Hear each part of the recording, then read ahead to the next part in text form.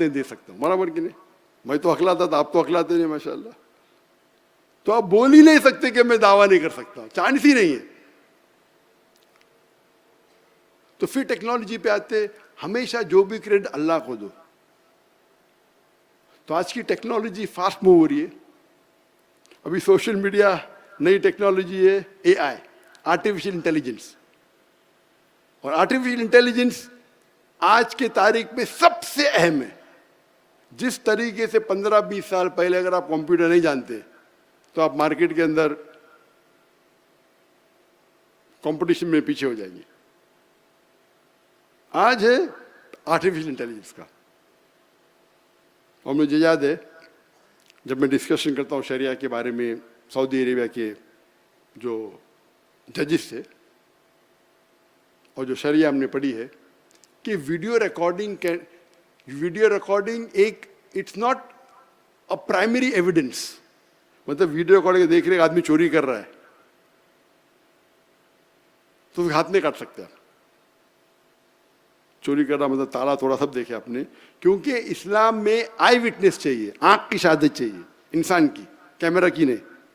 तो लोग बोलते क्या हो गया ये मैं बात कर रहा हूं, जब मैं जवाब देता था 15 साल पहले, मैं बोला देखो भाई, अल्लाह का इल्म हमसे ज्यादा है। अगर शरीयत कहती नहीं तो क्यों, हो सकता है कि कल कोई वीडियो बना सकता है। अरे कैसा बना सकता है? मैं अभी नहीं, कल। आज आर्टिफिशियल इंटेलिजेंस के जरिए आप इजीली किसको भी कॉपी कर सकते, प्राइम मिनिस्टर को बुला सकते, जो बोलने को बुला सकते, आवाज के साथ। उसको आप लैंग्वेज भी चेंज कर सकते। तो अभी उर्दू डबिंग करने वाले हैं अल्हम्दुलिल्लाह, इंशाल्लाह मेरे उर्दू लेक्चर अभी आएंगे डबिंग करके एकदम माशाल्लाह मेरी आवाज़ में, फंसी उर्दू में, फंसी नहीं, मैं चाहता आम उर्दू मेरी आवाज़ के साथ। एक लेक्चर डबिंग किया था मैंने, बस उसके बाद बंद कर दिए, तो खुशी नहीं था। अभी आर्टिफिशियल इंटेलिजेंस के जरिए वॉइस रिकग्निशन एग्जैक्टली सेम, आप वीडियो बना सकते। अभी जो मैं खाली मेरे दिमाग से जवाब दिया था, क्योंकि कुरान हमेशा सही है, टेक्नोलॉजी सही नहीं है। हो सकता है, क्या हो सकता है, प्रूफ नहीं आपके पास। मैं बोला देखो भाई, हो सकता है 10 साल लगे, 20 साल लगे, 50 साल लगे।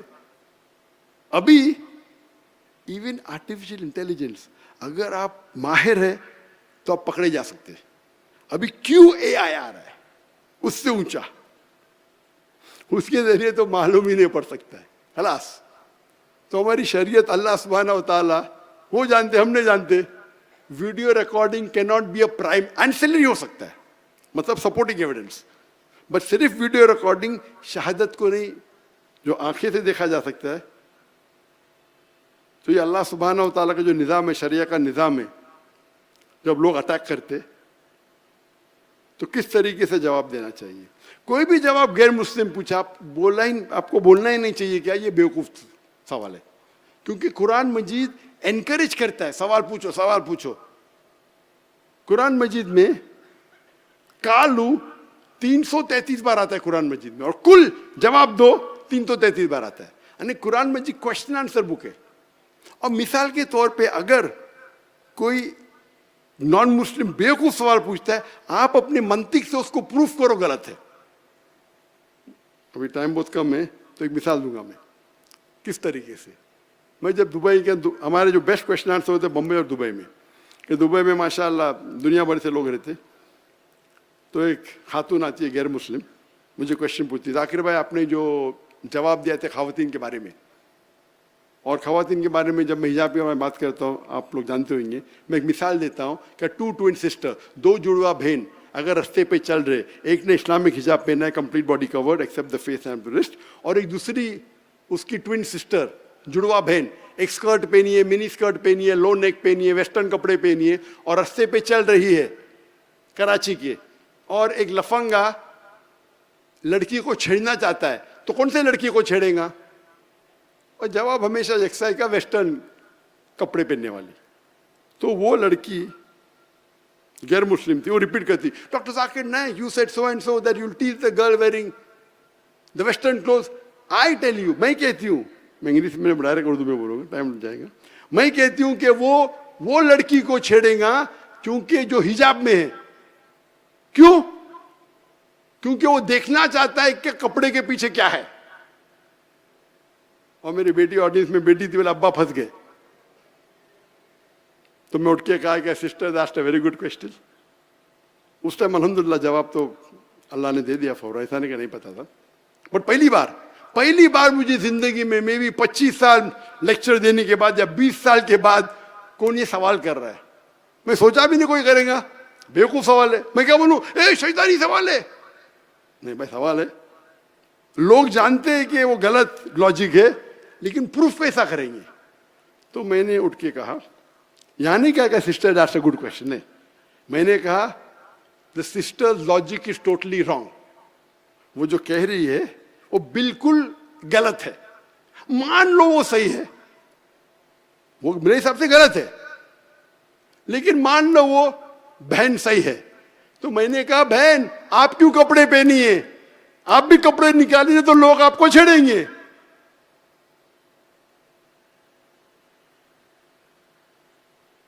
आप समझ रहे?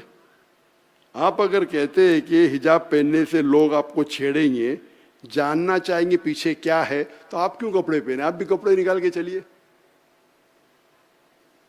इसको कहते हैं बैटल ऑफ विट्स।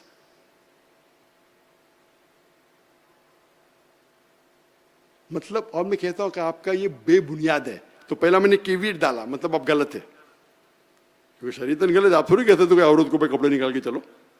तो मैं कहता हूं कि आपकी लॉजिक गलत है। अगर आपकी लॉजिक सही है, आप खुद उसके ऊपर अमल नहीं करते, आपको तो कपड़े निकाल के चलना चाहिए। इतनी शर्मिंदा हो गई, चुपके से निकल गई, कैमरा उसको जा रहा था। अभी ये कोई तफसीर में आपको जवाब नहीं मिलेगा, ये प्योर मंतिक है। तो debating is a different art. Debating में अपने सबसे अच्छे आलिम को नहीं भेजना चाहिए, सबसे अच्छे डिबेटर को भेजो। इल्म होना चाहिए, भले उसका इल्म 10% हो, लेकिन सही होना चाहिए। 10%, एक 100% का आलिम है, उसका फन तफसीर है या नुज़ूल कुरान है, अल्हम्दुलिल्लाह वो माहिर है अपने फन में, लेकिन डिबेटिंग अलग आर्ट है। मैं नहीं कहता हूं डिबेटिंग उससे बेहतर है, मैं नहीं कह रहा हूं। डिबेटिंग अलग फन है। तो डिबेट होता है तो उसको भेजो जो डिबेटिंग जानता है। तो डिबेटिंग अलग फन है। जहां तक टेक्नोलॉजी की बात है, मैं जरा ज्यादा वक्त ले लिया और मेरा अपॉइंटमेंट भी है। तो टेक्नोलॉजी के अंदर मेरी आप लोग से इल्तिजा है, रिक्वेस्ट है कि ज्यादा वक्त डालो AI पे, आर्टिफिशियल इंटेलिजेंस पे। उसका इस्तेमाल करो आपके प्रोडक्शन पे। अभी आपको देखने का है, मिसाल के तौर पे ये देखो, मैं देखता हूं ग्राफिक में कितना अच्छा है। अगर दाढ़ी आप देखेंगे बैकग्राउंड से कटी हुई है, मतलब ये ग्राफिक वाला इतना खास नहीं। आप देखेंगे बड़े बड़े पोस्टर पे, अभी शेख साहब का रहे मेरे, आप देखेंगे बैकग्राउंड के ऊपर जब आता है ना, तो अच्छा ग्राफिक होता है, तो अच्छा ग्राफिक डिजाइनर करेगा, तो बहुत टाइम लगता है। दो दाढ़ी सिर्फ सीधा करने के लिए, ताकि बैकग्राउंड से ऐसा न लगे चपची हुई है, तो 4-5 घंटे निकल जाते।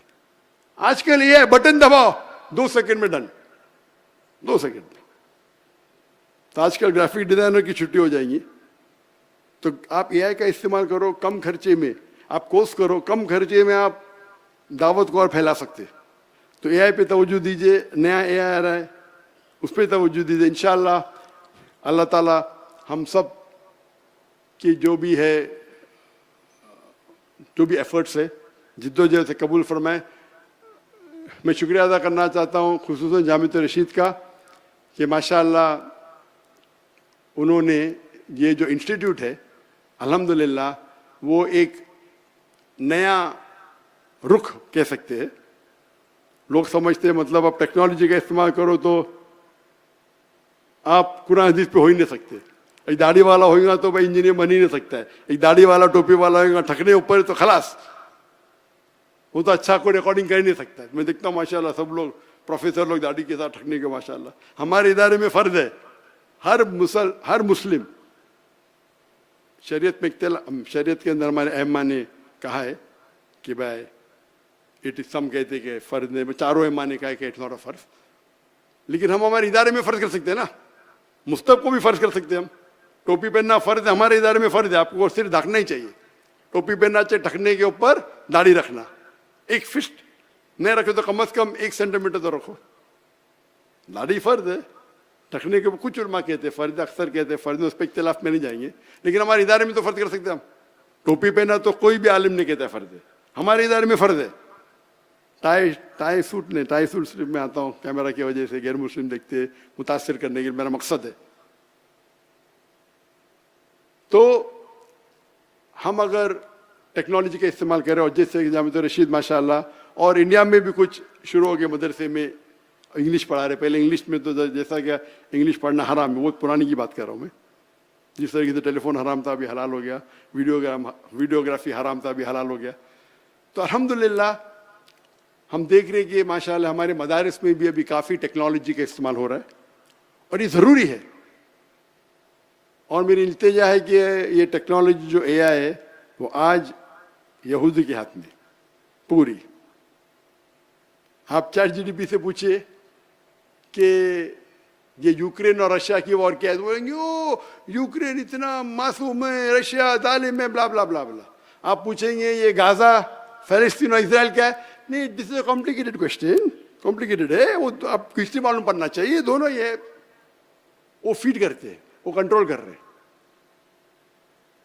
आप एल्गोरिथम पूछेंगे AI से विदाउट एनी रिस्ट्रिक्शन, वो बोलेंगे सबसे बेहतरीन मजहब कौन सा, तो बोलेंगे इस्लाम। तौहीद पे कौन, इस्लाम। लेकिन वो सब चेंज कर सकते हैं लोग। आप AI के अंदर जो भी आप चाहे चेंज कर सकते हैं। तो हम अगर टेक्नोलॉजी के माहिर बनेंगे और इन्वेस्ट करेंगे इसके अंदर, टेक्नोलॉजी जो AI के जो साइंटिस्ट होते उनकी तनख्वाह बहुत हाई होती है, तो दुनिया के बेस्ट साइंटिस्ट उनने खरीद लिए 300 से ज़्यादा, बहुत सालों पहले। बहुत बड़ा बजट है। हाँ, अल्लाह ने हमको दिए ब्लैक गोल्ड, लेकिन हम इस्तेमाल नहीं करें सही तरीके से। अगर दावती मैदान में सही तरीके से इस्तेमाल करें, AI का इस्तेमाल करें और इसको और एक ऊंचे लेवल पे लेके जाएंगे, तो इंशाअल्लाह हमें और सवाब मिलेगा। और मैंने ज़्यादा वक्त लिया, 1 घंटे के ऊपर हो गया, उसके लिए माज़रत चाहता हूँ। इंशाअल्लाह मैं दुआ करता हूँ कि अल्लाह सुब्हानहू व तआला जामिया रशीद और गज़ाली यूनिवर्सिटी को और ऊंचे मैयार पे लेके जाए। और इंशाअल्लाह जो भी इनके बानी हैं और जो भी उस्ताद है, जो भी मशाइख है, इंशाअल्लाह ये आपके लिए सवाब जारिया है। क्योंकि अल्लाह के रसूल कहते हैं कि मरने के बाद 3 चीज़ सिर्फ वापस आती है, जो इल्म आपने फैलाया, जो दौलत आपने खर्चा की, और जो आपके अच्छे सौले बच्चे आपके लिए दुआ करते। तो इल्म जो आप फैला रहे, और इंशाअल्लाह सवाब जारी आगे की जो पीढ़ियाँ इसका इस्तेमाल करेंगी। इंशाअल्लाह मैं अल्लाह सुब्हानहू व तआला से दुआ करता हूँ कि हम सब मुसलमानों को इंशाअल्लाह जन्नत फिरदौस में उठाए। व आखिर दावाना अल्हम्दुलिल्लाहि रब्बिल आलमीन।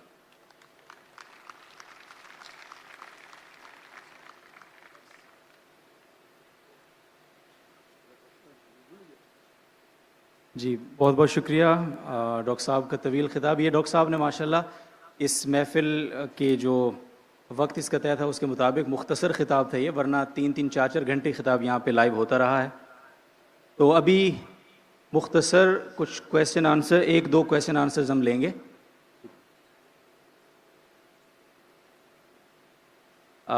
हमारे साथ माइक पे मौजूद हैं हमारी कुल्लियत शरिया के साथी मौलाना अफजल खान साहब से मैं गुजारिश करूँगा, एक क्वेश्चन वो भी करेंगे, तो वो भी प्लीज़ माइक पे आ जाएं। और एक क्वेश्चन जो साथी माइक पे अभी मौजूद हैं, प्लीज़ अपना नाम, तारुफ और क्वेश्चन कीजिएगा। अस्सलाम वालेकुम, मेरा नाम मोहम्मद नसरुल्लाह है और मेडिकल डॉक्टर हूँ और करंटली जामिया रशीद के कुल्लियत शरिया डिपार्टमेंट के 3rd ईयर का स्टूडेंट हूँ। मेरा क्वेश्चन ह्यूमन एवोल्यूशन से मुतालिक है कि अगर हम दावा सर्कल्स में देखें तो इसमें 3-4 किस्म की अप्रोचेज़ हमें नज़र आती हैं इस क्वेश्चन को एड्रेस करने के लिए। एक तो मॉडर्निस्ट मुतजद्दिदीन की जो अप्रोच है, जो आयात और कुरान मजीद को खींच तान कर इनके अंदर हम आहंगी ज़ाहिर करते हैं। दूसरी साइंटिफिक रेफ्यूटेशन वाली अप्रोच है, और तीसरी फ़िलोसॉफ़िकल अप्रोच है, यानी मेथडोलॉजिकल नेचुरलिज़म वाली। तो आपसे आपको ओपिनियन जाना था कि इनमें से इफेक्टिव आप किसको जानते हैं, क्योंकि साइंटिफिक अप्रोच पे भी एतराज़ किया जाता है कि उनमें माइनॉरिटी ओपिनियन लिया जाता है साइंटिस्ट का, जबकि कंसेंसस उनका एवोल्यूशन के होने पर है। अगर इस्लाम पे माइनॉरिटी ओपिनियन को लेके एतराज़ किया जाए तो हम नहीं लेते। भाई का बहुत अहम सवाल है कि जो एवोल्यूशन के बारे में जिस डार्विन थ्योरी है कि हम इंसान बंदर से आए, और ये कुरान मजीद के खिलाफ है। तो भाई साहब पूछ रहे थे कि 3 तरीके होते इसको अप्रोच करें। एक लोग जो एवोल्यूशन को पूरा सही मानते और घुमा फिरा के बोलते भाई ठीक है कुरान से टकराता नहीं, और दूसरा तरीका है फिलोसफिकल बात करना, और तीसरा साइंटिफिक एविडेंस को जो साइंटिस्ट कहते उसको दूसरा एविडेंस देना और प्रूफ करना कि ये साइंटिस्ट गलत है और कुरान सही है। 3 अप्रोच है।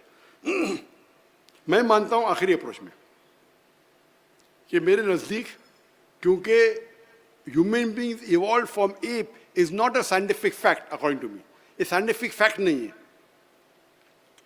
ये हाइपोथेसिस है मेरे नज़दीक। मैं जानता हूं कि अभी पहले तो बहुत कम साइंटिस्ट, कुछ दौर था कि ज़्यादा साइंटिस्ट मानते थे डार्विन में, बाद में कम हो गए, फिर बड़े ऊपर नीचे होते रहता है। लेकिन आज की तारीख में भी पहले ऐसा था कि अक्सर अगर आप पूछेंगे 1 to 1 तो अक्सर अग्री नहीं करते थे। मैं चंद साल पहले की बात करूँ, लेकिन अभी आप करेंगे, लास्ट जो मैंने सर्वे किया था, तो जो लोग मानते हैं कि डार्विन थ्योरी सही है और कुरान से नहीं टकराती है, और वो शुरू में करते नहीं टकराती, एंड में बोलते हमें सिर्फ एक चीज़ पे एतराज़ है कि हम बंदर से नहीं बने ना, वही तो बात पे डिस्कशन हो रहा है। तो पूरा घुमाते 1 घंटे का लेक्चर देते डार्विन थ्योरी सही है, और आखिरी में बोलते भाई सब चीज़ सही लेकिन हम बंदर से नहीं बने। मैं बोला भाई साहब पहले बोलो ना ये, और बहुत से लोग मेरे दोस्त है, दाई है, मैं उनसे बोलता हूँ भाई आप पहले बोलो, मेरे को इस तरह से शुरू में तकदीर के बोलो, आप बंदर से नहीं बने, फिर आप डार्विन थ्योरी को सपोर्ट करो। डार्विन थ्योरी की कई चीज सही है कि every living creature is made from water, Quran में कहता है। कुरान में सूरह अंबिया सूरह नंबर 21 आयत नंबर 30 में लिखा है अवलम यल्लज़ीना कफरू अन्न समावाति वल अर्द कानत रत्क़न वजअलना मिनल माइ कुल्ल शैइन अफ़ला वजअलना मिनल माइ, हमने सब चीज पानी से बनाई। तो डार्विन थ्योरी की कई चीज सही है, लेकिन बुनियादी चीज तो सही नहीं भाई, बुनियादी चीज तो मंदिर से नहीं बने भाई। तो इसके ऊपर जो आर्ग्यूमेंट है उस पर काउंटर आर्ग्यूमेंट बन के काफी, मेरे पहले आंसर जो आप देखेंगे 96 का ओल्ड आंसर था, मेरे दावा ट्रेनिंग का रिफाइंड आंसर है, लेकिन एंड से मैं नहीं मानता हूं कि हम मंदिर से बने, क्योंकि वो बुनियादी कुरान के खिलाफ है। आदम अलैहिस्सलाम पहले इंसान थे नहीं, वो पहले वो जिन ने बोले कि पहले लोग थे तो पहले भी थे बंदर, ये सब फिलोसफिकल नहीं, कुरान है, हदीस है। अभी तक के ये कहना कि हम ये डार्विन थ्योरी 100% सही है, गलत है। आप जरा रिसर्च करो, खाली जाओ यूएसए में कितने लोग डार्विन को मानते, 25% से ज्यादा नहीं मानते। 25% माशाल्लाह, 10% भी माने तो मैं कुरान को, 100% भी माने तो मैं छोड़ूंगा कुरान को। तो 25% बहुत है। नहीं डॉक्टर यू आउटडेटेड, अरे भाई मैं डॉक्टर हूं, तुम इंजीनियर है भाई, ये मेरा फील्ड है। तो आप आके बोलते मैं इंजीनियर हूं, मैं ये बताता हूं, और बड़ा बड़ा डायलॉग मारते। मतलब आप यूएसए के ना, आप गूगल करो, यूएसए में 25% अभी भी मानते कि मंदिर से नहीं बने, मुसलमान को छोड़ो, चुप। तो अपने लेक्चर में बोलते आप मुसलमान भड़को मत, हमको मानना चाहिए डार्विन थ्योरी में, डार्विन थ्योरी सही है, ये जो बाकी दाई आपको बेवकूफ बना रहे, ब्ला ब्ला ब्ला ब्ला, आज दुनिया तरक्की कर चुकी है, झूठ बोल रहे। पूरे स्टैटिस्टिक रखो ना दुनिया के सामने। तो बहुत से लोग बोलते जाकिर भाई वो शेख ने क्या जवाब दिया, वो शेख का जवाब कैसा है। मैं बोला गलत है, मैं नहीं मानता हूं। और वो बोलेंगे भी ओ भाई वो कुछ दाई गलत है, डॉक्टर नाइक गलत है, मैं तो किसका नाम लेता नहीं, कौन खराब है। तो मेरे नजदीक अभी भी जो कुरान की आयत है वो बिल्कुल हमें वैसा ही लेना चाहिए, हम मंदिर से नहीं बने। अभी तक एस्टैब्लिश फैक्ट ना, कुछ मिलते जाते ऊपर नीचे। डार्विन बिग बैंग एस्टैब्लिश है, लेकिन किस तरीके से बिग बैंग हुआ उसमें डिफरेंसेस है। तो कुरान की जो आयत है सूरह अंबिया सूरह नंबर 21 आयत नंबर 30 की, कि कायनात एक थी, वो अभी तक के बिग बैंग के 100% करेक्ट है। वो बिग बैंग में ये पता चलेगा कितने बिलियन ईयर्स पहले थी, वो अलग बात है। तो कुरान में कहा नहीं लिखा कितने बिलियन ईयर्स पहले आदम अलैहिस्सलाम थे। वो बाइबल से टकराएंगे। बाइबल के अंदर लिखा आदम अलैहिस्सलाम 6000 साल से थोड़े कम थे, समझे ना, तो प्रॉब्लम है। फिर हमारे पास ऑलरेडी मिल चुके फॉसिल जो मिले तो बाइबल से टकराती है बिल्कुल से। डार्विन से आप देखेंगे फॉसिल हमें मिले 10 मिलियन ईयर्स पहले। कुरान में कहा डेट नहीं लिखा गया। तो जो बाइबल से मिलती है कुछ चीज मिलती है, कुछ चीज नहीं मिलती है।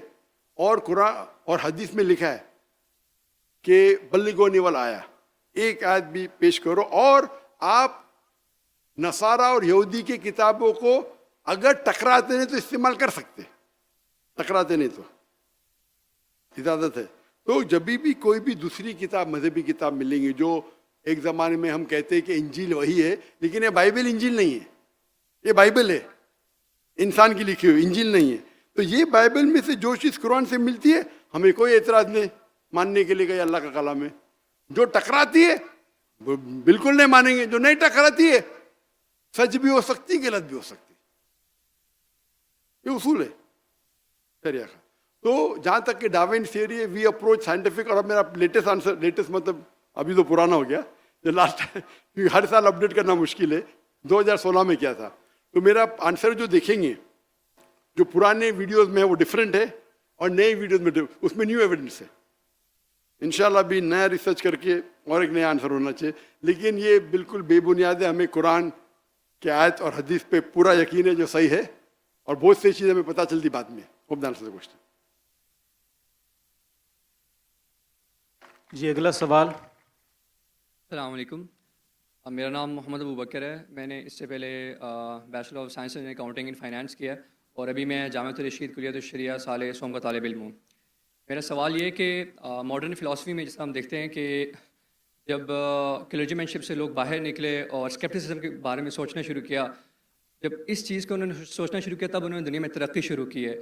और हमारे, जिस तरह कि आपने अभी थोड़ी देर पहले टेक्नोलॉजी की इतनी ज़्यादा अहमियत का बयान की है, हम लोग अभी तक उसी चीज़ से फंसे हैं। और सेकेंडली, जबकि हमारे इस्लाम में बहुत सारी थाट्स ऐसी होती हैं जो प्री डिटर्मिन्ड होती हैं, तो पहले से प्री डिटर्मिन्ड थाट्स को ले के मैं एक तख्लीकी जहन कैसे रख सकता हूँ। और चूँकि हमारे यहाँ अभी तक ऐसी टेक्नोलॉजिकल इनोवेशन नहीं हुई, जब वो इनोवेशन नहीं हुई तो मैं जो भी कोई नया इकदाम उठाने जाता हूँ या कदम उठाने जाता हूँ, उसके बारे में पहले से याद जाता है कि फ़लाँ चीज़ हराम है, फ़लाँ चीज़ हराम है, फ़लाँ चीज़ हराम है। तो इस चीज़ को मद्देनज़र रखते हुए हम दुनिया में तरक्की कैसे करेंगे? भाई साहब का अच्छा सवाल है। वो कह रहे कि जब हम टेक्नोलॉजी का इस्तेमाल करते हम देखते हैं कि कितनी तरक्की करते, लेकिन जब नई जदीद टेक्नोलॉजी का इस्तेमाल करते तो फतवे लगते हराम है, सही है, नहीं है, गलत है। अगर आप देखेंगे साइंटिफिक हिस्ट्री को, जो 8th सेंचुरी, 9th सेंचुरी, 8वीं सदी, 9वीं सदी, वेस्टर्नर्स कहते थे डार्क एजेस, मतलब अंधेरा का दौर। 8th century, 9th century history कौन कहते?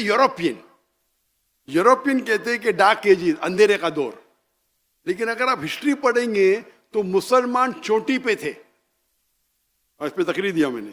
8वीं सदी, 9वीं सदी में जब वेस्टर्नर्स कहते थे डार्क एजेस, हम दुनिया में तरक्की नहीं करे, उस टाइम अगर आपको साइंस के बारे में साइंटिस्ट बनना है तो आपको अरबी जानना फर्ज होता था। तो कई गैर मुस्लिम साइंस की तहकीक करने के लिए अरबी सीखते थे। और आप अगर जाएंगे और मेरी पूरी तकरीर सुनेंगे तो father of chemistry, who is the father of chemistry? कौन है? गेबर, वेस्टर्न नाम जाबिर है, जाबिर इब्न हय्यान। उसने ये जो अल्कोहल है, ये अल्कोहल लफ्ज किधर से है? अल्कोहल जो शराब, अल्कोहल OH किधर से है? अरबी लफ्ज से अलगुल। ट्रिग्नोमेट्री को किसने इजाद किया? मुसलमान। आप देखेंगे इब्न सीना, एविसिना, इब्न सीना, मेडिकल बुक, राजी, लिस्ट आपको मिलेंगे 8वीं, 9वीं, 10वीं सदी में जो हमारे साइंटिस्ट थे। मेडिकल स्मॉल पॉक्स का इजाज किसने किया? ट्रीटमेंट किसने किया? बुक्स, कानून, डॉक्टर के लिए कानून की 2 वॉल्यूम जो थे वो आपको पढ़ना ही चाहिए डॉक्टर बनने के लिए। लेकिन अभी क्या हो गया? हम तरक्की नहीं करें। क्यों? पहले हम कुरान और हदीस के करीब थे। जब कुरान और हदीस के करीब थे हम दुनिया के चोटी पे थे, तादाद में कम थे हम। अभी तादाद में तो ज्यादा है हम, 25%, 2 बिलियन झाग की तरह, अल्लाह के रसूल कहते झाग की तरह। क्या फायदा, लोग झपटने के लिए ठहरे, क्योंकि हम कुरान और हदीस को दूर जाए, जितना दूर जाएंगे उतना हम दुनिया में भी नीचे जाएंगे। तो अगर हम कुरान पे और रिसर्च करें और वो उल्मा की बात माने जो सही है बनिस्बत हराम है हराम सबूत होना चाहिए, हम शरिया को फॉलो करना चाहिए, जो उल्मा फतवा देते उसे मानना चाहिए। लेकिन कोई भी सही उल्मा कभी भी टेक्नोलॉजी से आपको रोकेगा नहीं, सही उल्मा कभी नहीं रोकेगा। अगर कुछ गलत है रोकेगा, रिबा गलत है, रिबा के बिना धंधा नहीं करते तो बेवकूफ लोग जो बोलते हैं। जितने टॉप 500 वर्ल्ड की company all are debt free है, टॉप कंपनीज। तो जो हर एक फन में अलग आलम है। आज की तारीख में इस्लामिक इकोनॉमिक्स में नंबर 1 है मुफ्ती तकी उस्मानी, नंबर 1 दुनिया में। आपके वो इस्लामिक इकोनॉमिक्स के माहिर है। और हामिद हसन जिसने मैंने कहा था उनका इंतकाल हो गया, उनने कायम की थी इस्लामिक यूनिवर्सिटी इस्लामाबाद। मैं माशाल्लाह उनके बहुत करीब था, काफ़ी घंटे गुजारे इस्लामिक इकोनॉमी में बात करने। माशाल्लाह मुफ्ती तकी उस्मानी के साथ भी मैंने काफ़ी वक्त गुजारे। ये लोग इस्लामिक इकोनॉमी माहिर है। अभी कोई दूसरा फतवा बोलेगा ये हराम हराम, अरे भाई आपके पास है कोई दलील? और हनफी फिक जो है इस्लामिक इकोनॉमिक्स में बेस्ट फिक है। जो हनफी उलमा ने जो किए तहकीक इन इस्लामिक इकोनॉमिक्स, इसलिए मुफ्ती तकी उस्मानी की इज्जत सब जगह है दुनिया में। इवन सऊदी जाएंगे तो इज्जत है, क्योंकि हनफी फिक ये सच है भाई। मैं कभी डरता नहीं सच बात कर रहा, क्यों मैं इनको प्रेस किया, चारों अम्मा की इज्जत करता हूं मैं। तो हमें ये देखना चाहिए। लेकिन एक बात मैं कहूँ क्या नहीं हूं कि पाकिस्तान में और इस्लाम केवल होना चाहिए। मुफ्ती तकी उस्मानी साहब है इधर, लेकिन मलेशिया में अभी मलेशिया कंपटीशन नहीं हो रहा, नहीं तो आप बोले वापिस से वीडियो वायरल हो जाएगा। नहीं, लेकिन मलेशिया पाकिस्तान का कोई इतराज नहीं लेगा, इंडिया पाकिस्तान में इतराज होता है। तो मलेशिया का बोल सकता हूँ ना मुफ्ती साहब। मलेशिया में जो प्रैक्टिकल इस्लामिक बैंकिंग है बहुत अच्छी है। वहाँ नंबर 2 शेख दाऊद बकर, वो नंबर 2 आते वो मलेशिया में। लेकिन प्रैक्टिकल इस्लामिक बैंकिंग जो मलेशिया में वो और आम है। यहाँ मैं पूछ रहा था, कौन कह रहा था 23%, कौन इस्लामिक बैंकर कह रहा था कि 23%, वो भी अच्छी बात है, 23% of the banking is Islamic banking. Malaysia में और ज़्यादा तादाद है। हालांकि मलेशिया में 63% मुसलमान है, तो वहाँ कम होना चाहिए ना। वहाँ गैर मुस्लिम भी इस्लामिक बैंकिंग करते। तो यहाँ मुसलमान 95-97% मुस्लिम है पाकिस्तान में। तो यहाँ क्यों? उल्मा आपके पास है, टेक्नोलॉजी है इस्लामिक बैंकिंग की, तो क्यों? तो खाना का गड़बड़ है ना। तो हम इस्लामिक इकोनॉमिक्स जो नहीं जानते बोलते अरे इस्लामिक बैंकिंग कन्वेंशनल बैंकिंग ऐसा ही चाहिए, यहाँ से खाओ एक है। तो मैं बोला भाई आपको इल्म में तो क्यों बात करते भाई? मुझसे बोलते और वो क्या समझते कि मैं हम मिलाऊंगा, क्योंकि जाकिर को समझ साइंटिफिक है, सूट बूट टाई वाला। बोलते ये तो इस्लामिक बैंकिंग बकवास है। मैंने कौन बोलता है? तो मैं जब आवाज खोलेगा तो उधर डर जाते। मैं बोला भाई आपको नहीं पता तो क्यों मुंह खोल रहे भाई? क्या आपने पढ़ी इस्लामिक इकोनॉमिक्स? नहीं पढ़ी तो क्यों बोल रहे? क्यों अपने आप को जहन्नम में डाल रहे? क्या आप मुफ्ती है क्या? हाँ बोलो, मुझे समझता नहीं, जायज है। खाली हाँ यह अलग बात है क्या बहुत से लोग इस्लामिक बैंकिंग के नाम पे मुसलमान को बेवकूफ बनाते, वो सही है। लेकिन there is something like Islamic banking ruling है। तो आप लोग, अगर मुझे पता है इज्जत बहुत है मुफ्ती तकी उस्मानी की है माशाल्लाह, लेकिन आप लोग सपोर्ट कीजिए। अभी अगर 25% बोले तो यहाँ 25%, यहाँ से ज़्यादा परसेंट हो जाएगा इस्लामिक बैंकिंग का। मैं तो बेस्ट बोलता हूँ भाई, लोन लो ही मत, बेस्ट है। ना रहेंगी बास ना बचेंगी बांसुरी। लोन लेने का तो इस्लामिक बैंक से लो, अगर मजबूरी है तो। लोन नहीं लेना बेस्ट है, मजबूरी है तो इस्लामिक बैंक से लो।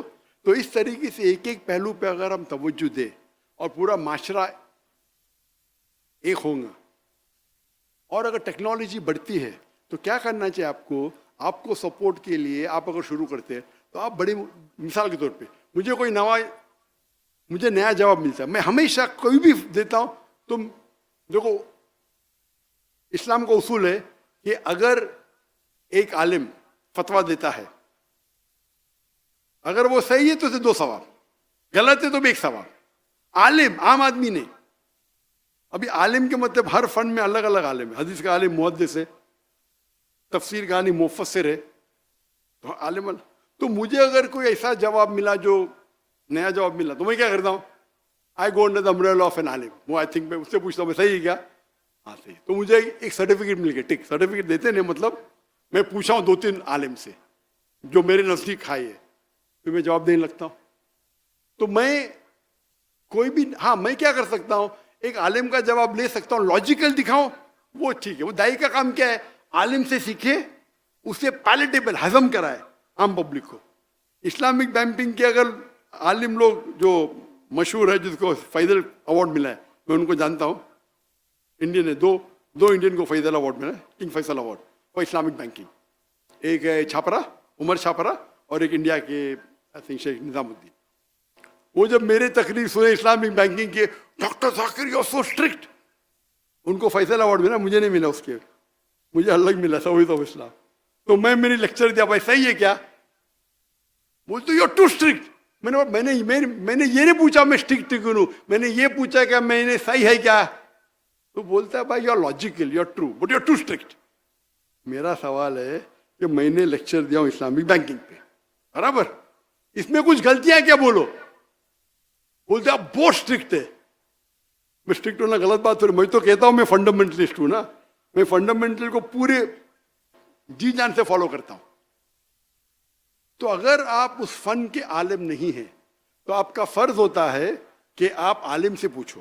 तो आपको टेक्नोलॉजी पे जाने का है तो ऐसे आलिम से पूछो जो लोग उनकी इज्जत करते हैं, उनसे बात करो, उनको फतवा जाहिर करने दो, क्या अलाउड इज सेफ, हाँ कि नहीं। तो ये बोलना कि सारे उलमा आपको टेक्नोलॉजी रोकते हैं, ये बिल्कुल गलत है। आप किधर हिंदुस्तान में जाओ, पाकिस्तान में जाओ, माशाल्लाह अच्छे उलमा आपके पास है, आप सऊदी में जाओ, कुछ नहीं परहेज करके बोले करो लेकिन मुझसे फतवा मत लो, ये भी हिकमत है।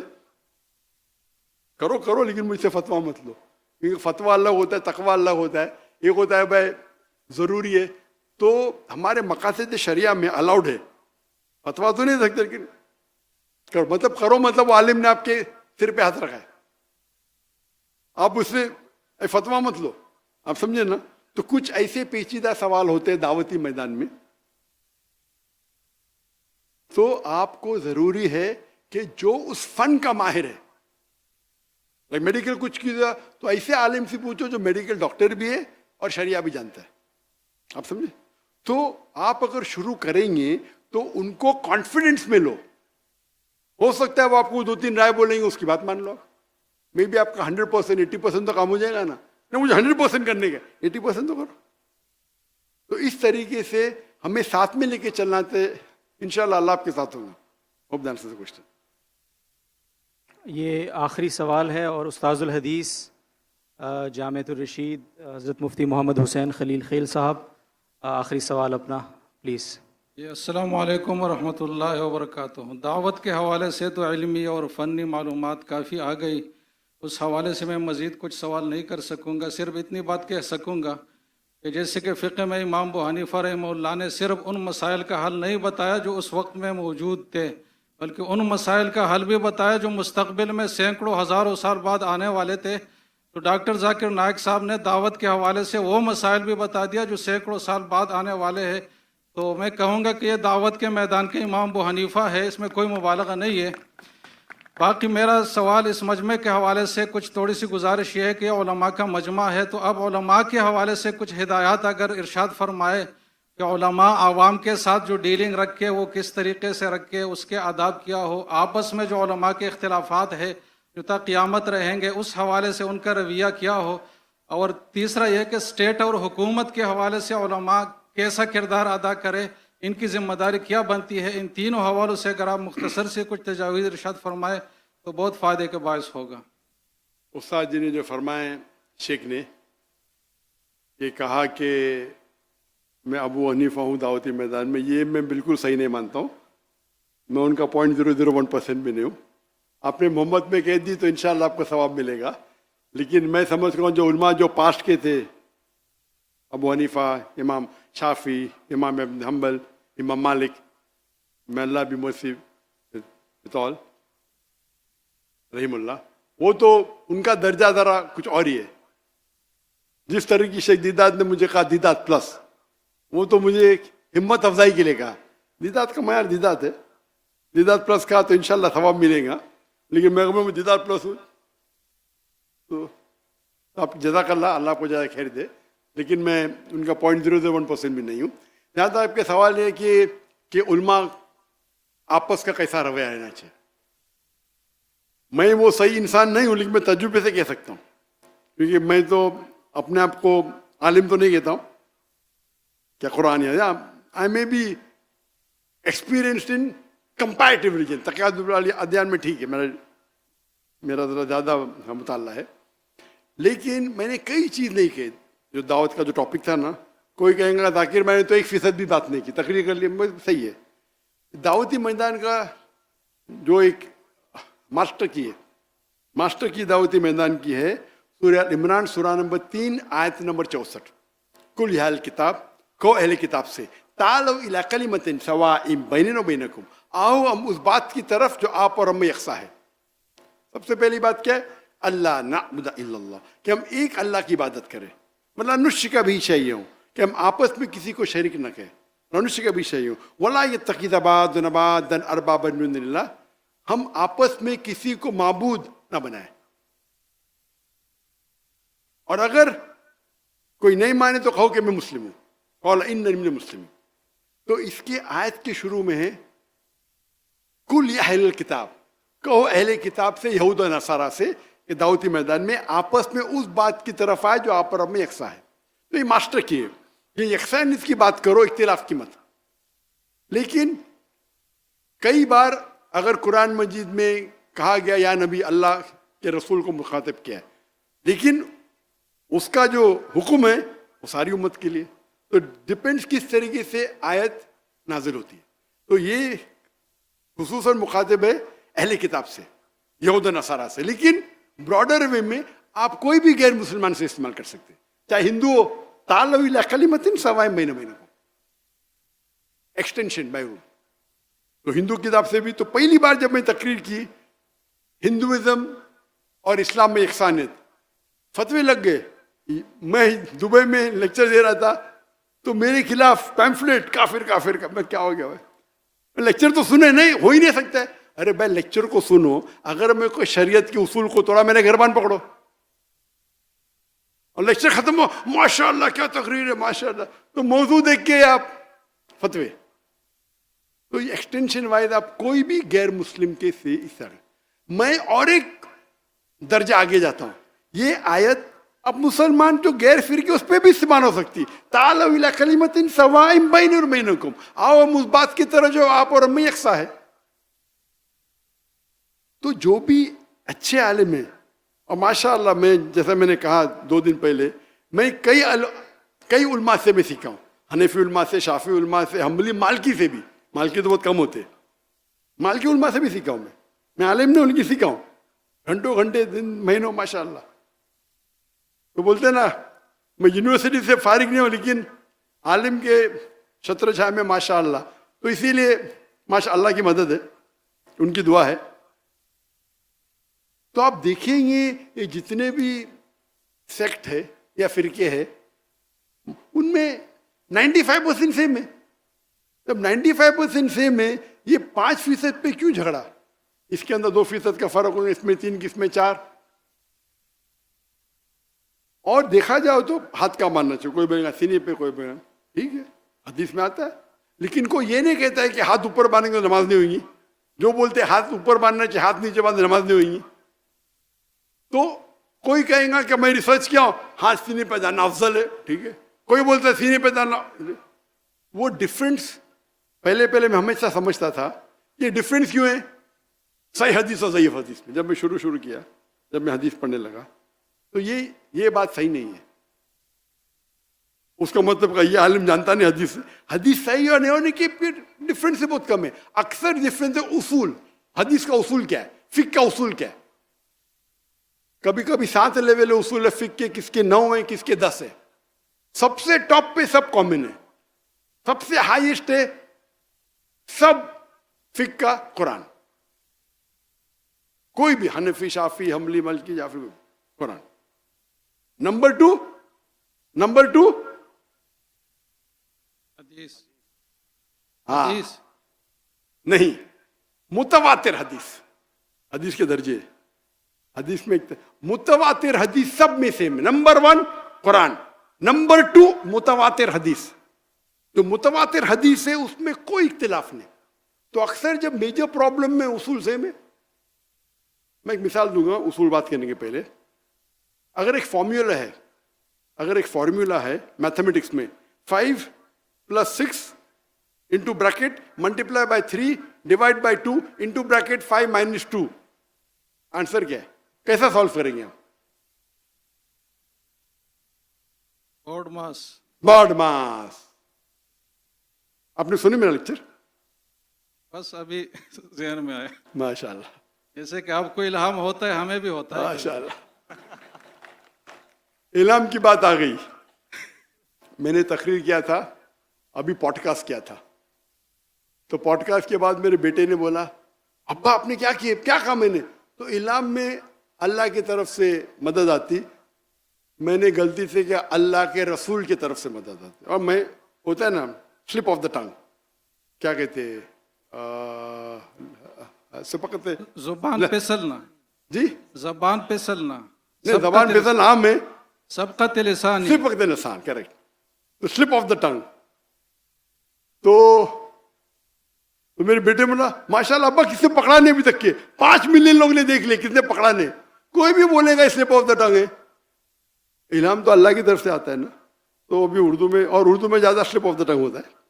तो मैंने कहा कि मुझे जवाब पता नहीं, अल्लाह की मदद आती, अल्लाह के रसूल की मदद है। मैंने अल्लाह के बदले अल्लाह के रसूल कह दिया। तो उसके ऊपर सोशल मीडिया में कल से जंग चढ़ गई। पाकिस्तान में तो आम है ना पकड़ना, तो उसके ऊपर डिबेट शुरू। अभी मैं इतने बार तकरीर करता हूं, अगर ऐसी कोई मिस्टेक निकालता है जानबूझ के, बिल्कुल गलत है। क्यों? वो बाकी लेक्चर देख चुका है मेरे, कि कभी मैंने कहा, अगर 10 बार मैंने कहा कि अल्लाह की मदद, तो एक बार अल्लाह के रसूल बोल दिया मैंने, तो क़यामत आ गई। उसको पकड़ के कोई भी बड़ा आलिम कभी भी ऐसा नहीं कहेगा, कभी भी नहीं करेगा। ये छोटे लोग हैं जो फेम चाहते कि मैं जाकिर नाइक की गलती नहीं, मैं कहाँ कहता हूँ कि मैं 100% सही हूँ, गलती को निकाले। अरे ऐसा कहा। जहां तक इख्तिलाफ का सवाल है, मेरा उसूल क्या है, जब इख्तिलाफ होता है, और मैं जब अंग्रेजी में तकरीर करता था ना, अल्हम्दुलिल्लाह 100% सब फिरके के मेरे साथ थे, सब शिया हो बरेलवी हो, सब फिरके साथ थे। बाद में बंबई के पुलिस कमिश्नर ने कहा, मैं तुमसे नाराज हूं। क्यों नाराज है? आपको उर्दू में तकरीर करना। क्यों? आम मुसलमान, सब मुसलमान अंग्रेजी नहीं जानते, तो मैं तुमसे नाराज हूं। तो उसको खुश करने के लिए उर्दू में तकरीर करना शुरू किया, गलतियों के साथ। बाद में पीछती हुआ तो और शुरू किया। उसके बाद फतवे आने लगे, जाकिर काफिर है। क्या उर्दू में बात करना काफिर है? अंग्रेजी में वही चीज अंग्रेजी में बोला तो बोलते सुनने का तो डॉक्टर जाकिर नाइक को सुनो, क्योंकि कंपटीशन नहीं है। समझ रहे हैं आप ना? मैं तो इंग्लिश में बात नहीं करता हूं, डॉक्टर नाइक को सुनो। जहां उर्दू में बात करने लगा, अरे उर्दू तकरीर में ज्यादा पब्लिक आ रहे, अंग्रेजी तकरीर में 5 लाख, उर्दू तकरीर में 10 लाख। तो जाकिर काफिर उठाए पहनता है, कॉमन है। मैंने कभी भी किसका जवाब नहीं दिया। मेरा क्या उसूल है, when people throw stone that you, अगर कोई आप पे पत्थर फेंकता है, अपने आप को उतना ऊंचा करो पत्थर आप तक पहुंचे नहीं। दूसरा, अगर कोई आप पे ईंट फेंकता है, ईंट को लो और अपना घर बनाओ। तो मैंने कहा, हमारे कॉन्फ्रेंस बड़े होते और सब कॉन्फ्रेंस अपने अपने जमात के, हम लोग तो मैं तो मुसलमान हूं। और जब मुसलमान बोलते बाकी, अरे डॉक्टर साहब आप ऐसा कैसा कहते? मैंने बोला कल लिखेला कुरान में। मैंने जाकिर भाई आप तो हमारे हैं, आपको तो मैं तो डंके की चोट पे बोलता हूँ, मैं तो मुस्लिम हूँ। लेकिन अगर कोई अपने आप को देवबंदी बोलता है, देवबंद से फारग है, अच्छी बात है। कोई मदनी बोलता है, ये जायज है। इसमें इसमें कोई तफरुक नहीं। आप मदीना से फारेगे मदनी बोलते हैं, आप देवबंद से फारेगे देवबंदी। देवबंदी बोले उसको लगता है, मदनी बोले नहीं लगता। क्यों? ये तो डबल स्टैंडर्ड हो गया ना। मदनी बोलना जायज है, देवबंदी बोलना जायज नहीं। क्यों क्यों डबल स्टैंडर्ड? तो अगर कोई मदरसे से फारेग है और मदनी के लकब से कहता है कि मैं ये हूं, मैं कासमी हूं, तो मुझे कोई एतराज नहीं। लेकिन हम मुस्लिम हैं। कौला इन्ननी मुस्लिमीन 14 बार लिखा है, कौला इन्ननी मिनल मुस्लिमीन, कौला इन्ननी मिनल मुस्लिमीन। और आयत को भी ताला विला कलिमतुन कौला इन्ननी मिनल मुस्लिमीन से खत्म होती है। कहो कि मैं मुस्लिम हूं, मुस्लिम मुस्लिम मुस्लिम। कहाँ नहीं लिखेला है क्या? ये कहो, देवबंदी कहो या तबलीगी करो, जमात इस्लामी कहो, अहले हदीस करो या सलफी कहो। कौन कहता है तो मुझे एतराज नहीं। मैं नहीं कहता हूँ गलत है। यहाँ पर मुझे बोलना चाहते सबूत पेश करो, आप बोलते मुझे एतराज नहीं। मैं नहीं बोलता हराम बोल रहे। तो मैंने क्या किया, जब हमारा जलसा होता है तो हम तो माशाअल्लाह आओ, तो लोग बोलने अरे वो मुफ्ती तुमको तुम्हारे खिलाफ पब्लिक में बात करता है, तुम उसको बुलाते। तो मैं कहा मेरे दोस्त से, मैं कुरान में कहा लिखेला कि डॉक्टर जाकिर नायक के खिलाफ बात की तो आप जन्नत में नहीं जाएंगे? कहा लिखेला? तो बोलता नहीं। कोई हदीस में लिखेला है कि डॉक्टर जाकिर नायक के खिलाफ बात की तो जन्नत नहीं जाएंगे? तो मैं थोड़ी कुछ हराम कर रहा हूँ। आप अल्लाह और अल्लाह के रसूल के फेवर में बात करो, आप मेरे स्टेज पे आ सकते हैं, मेरा उसूल है। उसके बाद वो स्टेज पे आए, मेरे स्टेज से मुझे गाली, नो प्रॉब्लम। फिर वो मेरे दोस्त बन जाते, अरे वो जाकिर भाई क्या महान है, माशा। एनीवे मैं पॉलिटिक्स में खड़े नहीं होता, मैं पॉलिटिक्स नहीं करता। तो उसूल है कि आप अल्लाह और अल्लाह की रजामंदी के लिए करो। ये जितने भी है लोग क्या करते, अपने आप को हमेशा मैं ही सही। तो कोई फतवा देते, मैं क्या बोलता हूं, मैं भी सही, मैं ही सही, आई एम ओनली राइट। मैं बोलता हूं मैं भी सही, आई एम ऑल्सो राइट। दोनों में फर्क है। तो ये जो बोलते हैं मैं ही सही, अरे मैं बोलूंगा दावत ऐसा ही करना चाहिए, आपको बाइबल मेमोराइज करना चाहिए, नहीं तो जहन्नम में। अरे क्या ये एक तरीका है। जरूरी तो नहीं आप दावत करने के लिए आपको बाइबल याद करना चाहिए, एक तरीका है। आप नहीं करके फिर भी दावत दे सकते हैं कि हर आदमी जो दाई बाइबल करे, एक तरीका है। नहीं बाइबल को कोट करना हराम है, वो फिर हमको उसको रिप्लाई करने पड़ता है, तो हमको भी हदीस पढ़ने पड़ता है रिप्लाई करते उनको। तो इख्तिलाफ छोटी छोटी बात पे होना ही नहीं चाहिए। अगर आप रिसर्च किए, इसीलिए मुझे डॉक्टर इसार अहमद साहब वो आए थे माशाल्लाह, हमारे हमारी थे। मेरे वालिद थे शाफी, तो पहले शाफी से हमने सीखी नमाज, बाद में हनफी के माशाल्लाह उलमा से किए, फिर सल्फी किए, फिर मलकी के, सब के माशाल्लाह। तो मुझे तो पूरा ऑलराउंडर है माशाल्लाह। और अभी भी मिलते रहता हूँ, सब लोग की इज्जत करता हूँ, अपने अपने जगह है। तो डॉक्टर इसार अहमद साहब जब मुझे मिले तो मैं नमाज पढ़ते देखा उनको, तो रफ़तैन कर रहे थे। बोला डॉक्टर साहब आप रफ़तैन कर रहे? बोलते हाँ बेटा क्यों? तो बोलते लेकिन आप हनफी है? बोलते हाँ मैं तो हनफी हूँ, मैं फिक्र में एक्सपर्ट नहीं हूँ। हाँ मैं हनफी हूँ, जो माँ बाप सिखाए मैं हनफी हूँ, लेकिन कुछ चीज़ पे तहकीक की, तो इस पर मैं तहकीक पूछी तो मुझे इत्मीनान है, लेकिन मैं बाहर फतवा नहीं दूंगा। ठीक है, इसको बोलते बड़प्पन। उसका मतलब थोड़ी क्या मैं वो सही तो सब लोग वैसा ही करे, उनके तहकीक है। तो ये बड़प्पन होना चाहिए अपने में। उसको तो अरे डॉक्टर ऐसा सारा रफ़तैन करते मतलब, बट उनने थोड़ी कहा कि मैं ही सही हूं। ये भी एक तरीका है, दोनों तरीके सही है। ये मेरे नजदीक अफजल है, ठीक है, इसके नजदीक हाथ रखना अफजल है। कोई हदीस में तो नहीं कि हाथ नीचे रखो तो नमाज देंगी, आप रफत नहीं की नमाज देंगी, ठीक है, अफजलात की बात है भाई। अगर 1000 पॉइंट में किसको 2 पॉइंट ज्यादा 2 पॉइंट कम, तो भी आप सब 90 के ऊपर ही है ना भाई। नमाज तो पढ़ो पहले, नमाज नहीं पढ़ेंगे और डिस्कशन करेंगे भाई रफत नहीं करना चाहिए नहीं। नमाज पढ़ो, मस्जिद में पढ़ो, इस पर डिस्कशन करो ना। मैं तो समझता हूँ मस्जिद में पढ़ चाहिए, उसके अंदर इख्तिलाफ है कि फर्ज ऐन है कि फर्ज किफाया है, उस पर डिस्कशन नहीं करूँगा। लेकिन और करीब लेके जाओ अल्लाह के ना। तो जब इख्तिलाफ हो रहा है, हमें इख्तिलाफ को बढ़ावा नहीं देना चाहिए। और वो अगर गाली देता है, देने दो, क्या फर्क पड़ता है। अपने आप को इतना ऊंचा बनाओ। आज की तारीख में सबसे मशहूर इंसान कौन है दुनिया में? कौन है? मोहम्मद सल्लल्लाहु अलैहि वसल्लम। आज की तारीख में सबसे मशहूर इंसान पूरे दुनिया में मोहम्मद सल्लल्लाहु अलैहि वसल्लम। सबसे ज्यादा दुश्मन किसके? मोहम्मद सल्लल्लाहु अलैहि वसल्लम के। ये सही बात है। कुरान की आयत है कि हम एक दुश्मन रखेंगे रसूल के लिए। कुरान की आयत है भाई। तो मैं कहता हूं अरुण शोरी, तू कुरान को सही साबित कर रहा है, और भड़क जाता है। क्यों? कुरान में लिखे ना तेरे बारे में।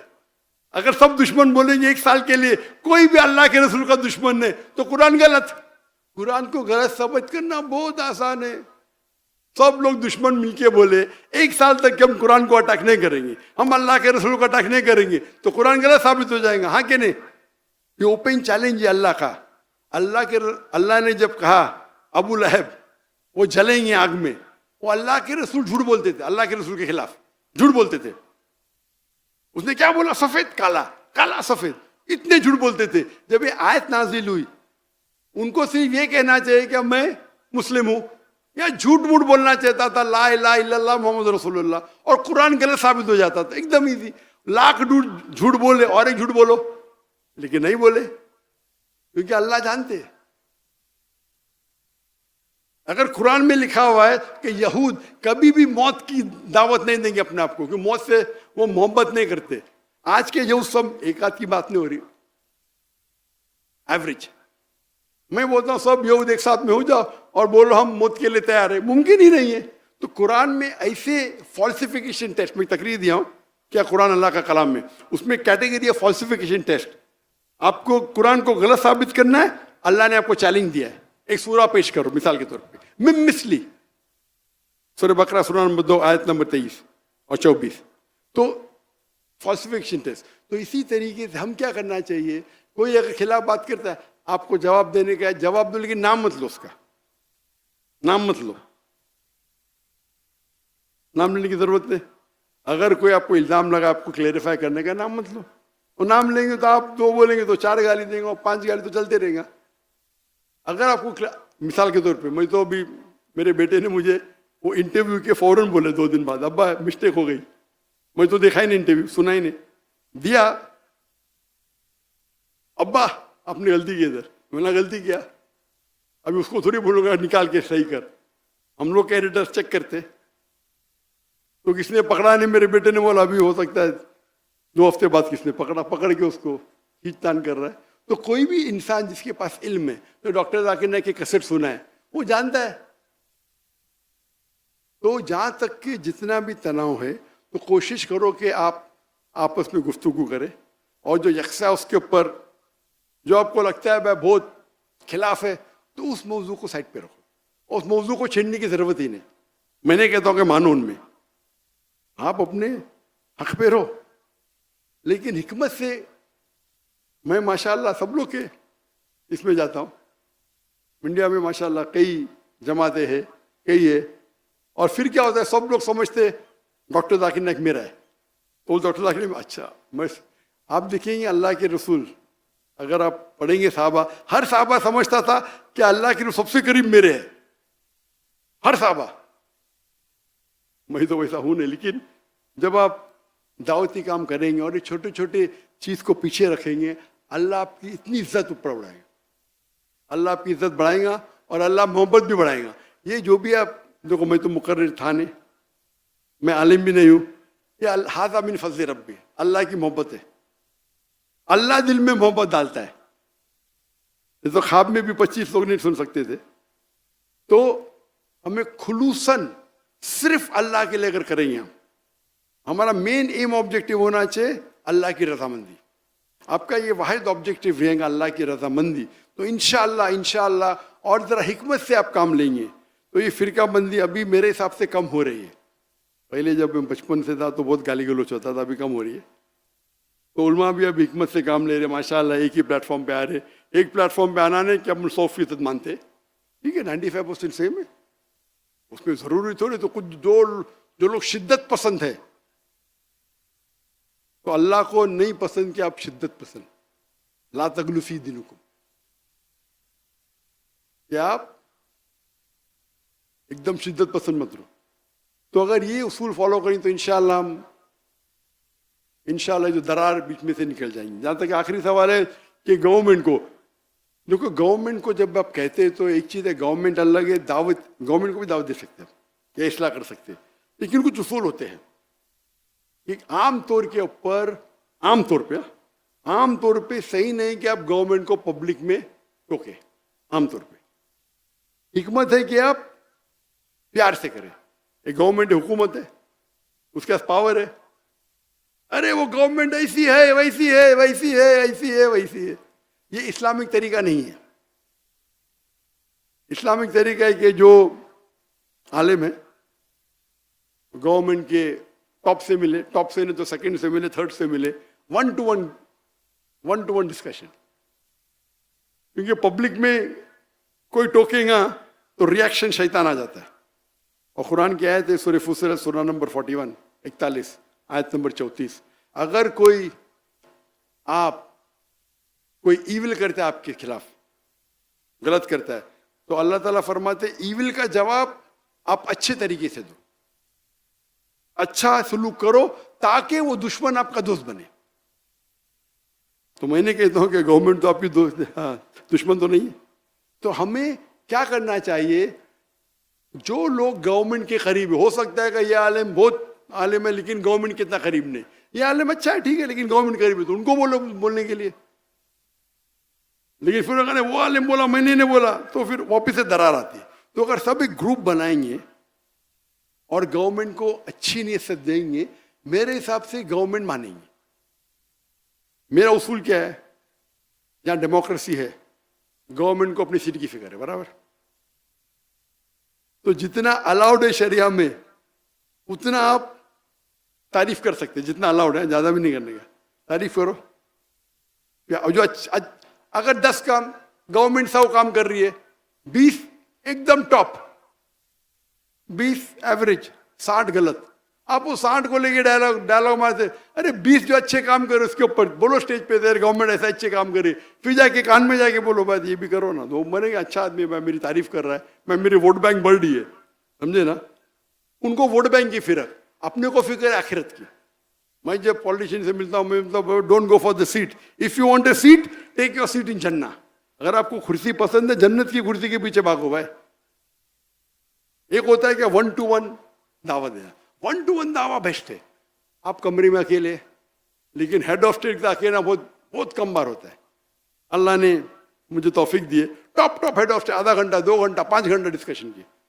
अकेले में कौन नहीं रहता तो कुछ भी बोल सकते, कहाँ 2 लोग साथ में आपने बोले अरे एहसान गलत हो, इमेजिन वो मजे में आपने बोले अरे आपके देश में शराब है, शराब हराम है, आयत नंबर विद दलील, जैसे मुफ्ती साहब कहते दलील के साथ, चैप्टर 5 वर्स नंबर 90, या लदीना आमनू इन्नमल खम्रु मैसरू, वो तो बोलेगा भाई इसको आउट करो, अंदर करो इसको।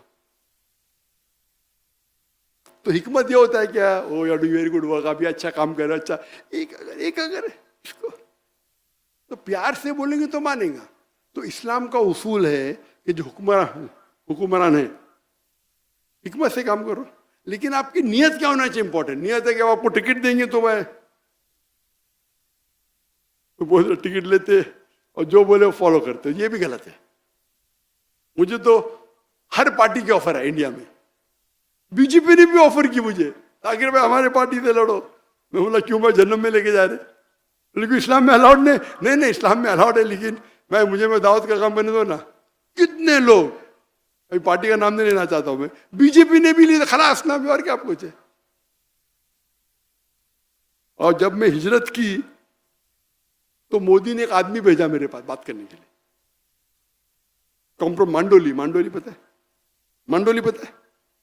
मांडोली हमारे बम्बई की जबान में मतलब कॉम्प्रोमाइज करेंगे आ जाएंगे। तो मैं बोला भाई आपको जो भी चाहिए, मैं हिंदुस्तानी हूं, मेरा 2 उसूल है, आप कुछ मुझे ऐसी चीज मत करो जो शरीयत के खिलाफ है और मुझे आपके पैसे की जरूरत है, ये 2 चीज के अलावा जो करने का मैं करूंगा आपके लिए। आप ऐसी चीज बोलेंगे जो शरीयत के खिलाफ है, मैं नहीं करूंगा। कुरान हदीस से नहीं टकराना चाहिए, उससे नहीं टकराते, जो बोलो मैं करूंगा, मैं तो इंडियन हूं और मुझे आपके पैसे की जरूरत नहीं। तो हमें हिकमत से किस तरीके से बात करना चाहिए, इंपॉर्टेंट। तो हुक्मरान से भी अगर खुसूसन चाहे वो मुस्लिम है या गैर मुस्लिम, और मुस्लिम है तो और आपको शरिया फॉलो करना चाहिए, तो किस तरीके से आप एडवांटेज लेते हैं। लेकिन जब आप बात करते हैं तो दिमाग में ये रखो कि आप कर रहे सिर्फ अल्लाह की रजामंदी के लिए। मैं ये बोल रहा हूं, ऐसा नहीं कि मैं बोलूंगा तो सीट मिल जाएंगी, सीट मिली तो डेंजरस है सच्ची। अगर वो सही शरीयत की हुकूमत है तो नो प्रॉब्लम, शरीयत की हुकूमत नहीं तो बहुत डेंजर है। तो आप प्यार से बात करो, 20 जो अच्छे काम करते उसके ऊपर बात करो, और हिकमत से इंशाअल्लाह आपको तब्दीली दिखेंगी, पूरी नहीं दिखेंगी, थोड़ी तो दिखेंगी। तो इस्लाम के उसूल है कि अननेसेसरी आप फितना मत पैदा करो। एक होता है मैार जो बहुत निकल जाता है, जिस तरीके से बांग्लादेश में हुआ। बांग्लादेश में क्या हुआ तो सालों साल तक 90% वोट से जीते। अगर 90% वोट से जीते तो होता था कि बांग्लादेश में उल्मा का कत्ल कर रहे, उल्मा को जेल में डाल रहे। हम दुआ करते कि बांग्लादेश में या वेस्ट पाकिस्तान में इंशाअल्लाह सही हुकूमत आए, और हम दुआ करते कि कुरान और हदीस की रोशनी में हुकूमत आए इंशाअल्लाह। Hope the answer the question. आखिर दावाना अल्हम्दुलिल्लाह रब्बिल आलमीन। क्या तशरीफ़ रखें सब हज़रात। और ये जो आखिरी सवाल का जवाब था डॉक्टर साहब का, मुझे ऐसा लग रहा था कि पिछले 10-15 सालों से जिस तरह हम हज़रत उस्ताद साहब से जो जवाब सुनते रहे कि ज़ुबान डॉक्टर साहब की है, अल्फाज हज़रत उस्ताद साहब ही के हैं, तो अल्हम्दुलिल्लाह बहुत ज़बरदस्त मुवाफ़क़त नज़र आई। जज़ाकुमुल्लाह खैर। सवालात हम एंड करेंगे बिकॉज कि टाइम हमारा शॉर्ट है। गवर्नर साहब का पैगाम आया, मैं बयान नहीं करूँगा। अब सोच ये रहा हूँ कि हमारे इस सेशन को कौन क्लोज़ करेगा। पहले सेशन को तो आपने क्लोज़ कर दिया, इस सेशन को अगर आप क्लोज़ करें 1 मिनट में आके तो बहुत अच्छा होगा। उसके बाद हम दुआ करा लेंगे इंशाअल्लाह। बारकल्लाह। गवर्नर सिंध जनाब कामरान खान टिसोरी साहब।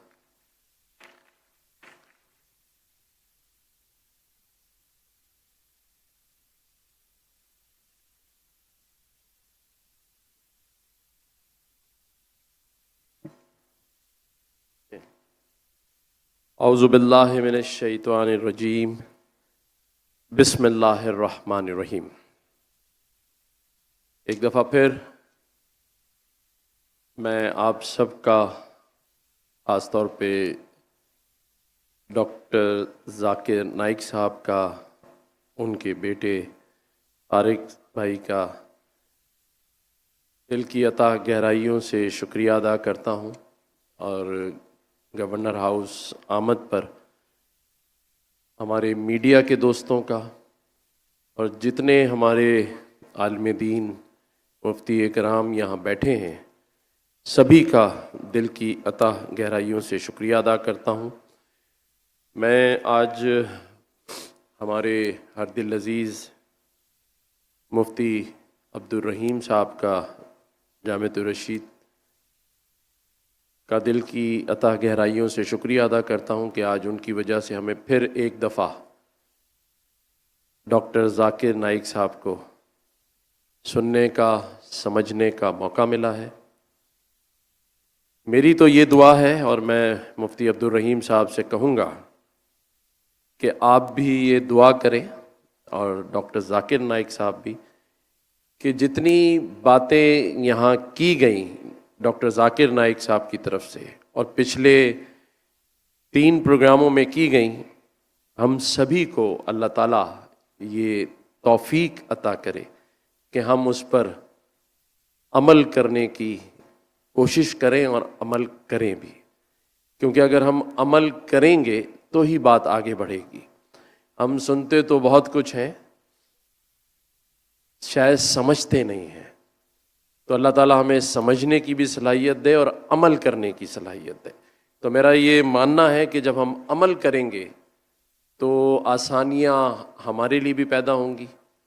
और जहाँ डॉक्टर ज़ाकिर नाइक साहब ने बात की कि 95% हम सब एक हैं, तो मैं उनके बेटे फारिक भाई को कह रहा था कि यार 5% डिस्काउंट तो सभी जगह मिल जाता है अगर मांगे तो 5% सबको डिस्काउंट दे देते हैं, और 95% से ही एक दूसरे से मोहब्बत, प्यार, अमन और भाईचारगी को लेकर चलते हैं। अल्लाह ताला हम सबको तौफीक दे कि हम सब इस पर अमल करें। एक दफ़ा फिर आप सभी भाइयों का, बुज़ुर्गों का, दोस्तों का शुक्रिया। बहुत सालों से, तब मैं समझता हूँ कई सदियों तक मैं समझता हूँ कि गवर्नर हाउस के ये जो प्रोग्राम्स हुए हैं डॉक्टर ज़ाकिर नाइक साहब की मौजूदगी में, मैं समझता हूँ ये तारीख़ में याद रखे जाएंगे। डॉक्टर साहब, आपका दिल की अता गहराइयों से बहुत शुक्रिया। जी बहुत बहुत शुक्रिया। डॉक्टर ज़ाकिर नाइक साहब ने गवर्नर साहब के लिए एक लफ्ज़ इस्तेमाल किया था अपनी गुज़िश्ता स्पीच में कि गवर्नर साहब मर्द आदमी है माशाल्लाह। तो मेरी दरख्वास्त है कि तमाम नाजरीन जो यहाँ पे हाजरीन भी मौजूद हैं वो गवर्नर साहब के लिए एक ज़ोरदार तालियाँ बजाएं, क्योंकि अगर इनकी एफर्ट्स ना होती तो हमें इतने अच्छे सेशंस ना मिलते। तो आप सब हजरात अभी थोड़ी सी हिदायत सुनेंगे और उसके बाद आप यहाँ से मूव करेंगे। अभी सब हजरात अपनी जगहों पे तशरीफ़ रखेंगे। और डॉक्टर जाकिर नाइक साहब के लिए वसीम बरेलवी साहब का एक शेर है कि खुदा करे सलामत रहे इसकी हिम्मत, ये एक चराग कई आंधियों पे भारी है। तो आप सब हजरात इनके लिए दुआ भी करें, कितनी हिम्मत से माशाल्लाह और जिस जुर्रत और जज्बे से वो बोलते हैं, बात करते हैं। अल्लाह उनकी हिम्मत को, उनकी सेहत और आफ़ियत के साथ उनकी ज़िंदगी को दराज करे। बहुत बहुत शुक्रिया। खाने के लिए